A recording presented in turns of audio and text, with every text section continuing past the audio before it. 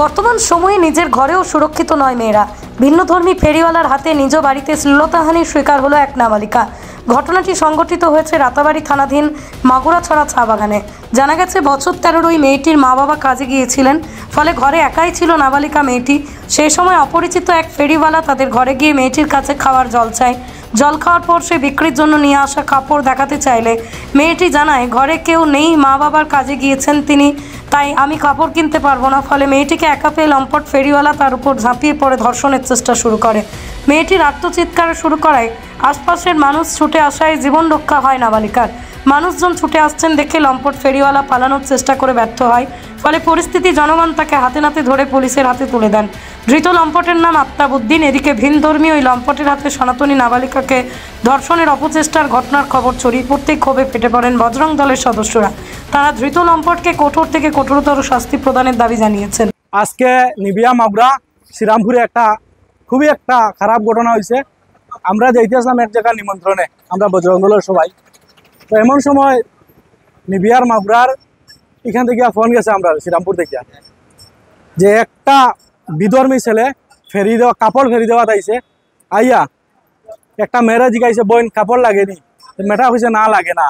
জিগাইছে তোমার মা হয়েছে গড়ে না, বাবা হই গড়ে না। তো মেয়েটা 13 বছরের মেয়েটা তো অতটুকু বুঝছে না, কিতালাই জিগাইছে এটা বুঝছে না। তো হয়েছে জল দেও, মেয়েটা 1 গ্লাস জল দিছে। জল দেওয়ার পরে জল খাইছে, খাইয়া মেয়েটা ঝাড়ু দেওয়াতে আসলো, গিয়েও মেয়েটারে দড়ি রয়েছে, দড়িয়ে একটা পালঙ্গের মধ্যে ফেলাইছে। আমরা যেটা গিয়া দেখছি এখানে, বা আমরা মেয়েটারে জিগাইছি, মেয়েটা স্টেটমেন্ট দিছে, পালাইছে। পালানির পরে মেয়েটা খুব চিল্লাইছে। চিল্লানির পরে কিনারের মানুষ দৌড়িয়ে আইছে। মানুষ দৌড়িয়ে যাওয়ার পরে হে বাইর হইছে, বাইর হইয়া হে জঙ্গল দিয়ে, ঘরের পিছনে জঙ্গল আছে, জঙ্গল দিকে দৌড় দিছে। তখন তারে বেরিয়ে এখানের মানুষে ধরছে। ধরার একটু পরে আমরা জঙ্গলের সব আইছি, আইয়া মেটারে জিগাইছি, মেটা কইছে ছেলেরে জিগাইছি যে কেন এরকম করলো। কয় ভাই ভুল হয়ে গেছে, এরকম আর হইতো না, ওরকম কর। কিন্তু আমরা দেখতে পাই আর বিভিন্ন জায়গা শুধু বিধর্মী ছেলেরা এরকম ঘটনা করেন। আমরা হিন্দু মেয়েরার উপরে টার্গেট করেন। এটা আজকে নতুন ঘটনা না, এরকম আমাদের বরাকবেলিতে অনেক ঘটনা হয়েছে।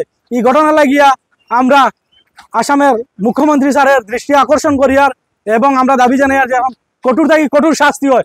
যদি এরকম জিহাদিদের শাস্তি না হয় তাহলে আমাদের মা বোনরা কিভাবে সুরক্ষিত থাকতো। আর এরকম আজকে নতুন ঘটনা, আজকে কয়েকদিন পর পর এরকম ঘটনা হইতে আছে, কয়েকদিন পর পর এরকম ঘটনা হইতে আছে। আমরা কোন দেশের মধ্যে বাস করলাম? এরকম যদি হয় তাহলে আমরা সংগঠন বজরং দলের ছেলেরা কেউ চুপ থাকতাম না। এটার লাগি আমরা যেটা করতে এটা আমরা করবো। যদি এটার কঠোর ব্যবস্থা না হয় তাহলে আমরা গণতান্ত্রিক আন্দোলন করবো বৃহত্তম ভাবে। এটা জানাইয়া আমরা আসামের মুখ্যমন্ত্রী স্যারের দাবি জানাইয়ার এবং আমাদের আসামের পুলিশ প্রশাসনের দাবি জানাই এটা কঠোর থেকে কঠোর শাস্তি হয়। আর এই ছেলেটার যাতে ফাঁসি হয়, কারণ এটা 13 বছরের মেয়ে, এটা নাবালিক একটা মেয়ে। এটার দাবি জানাই আর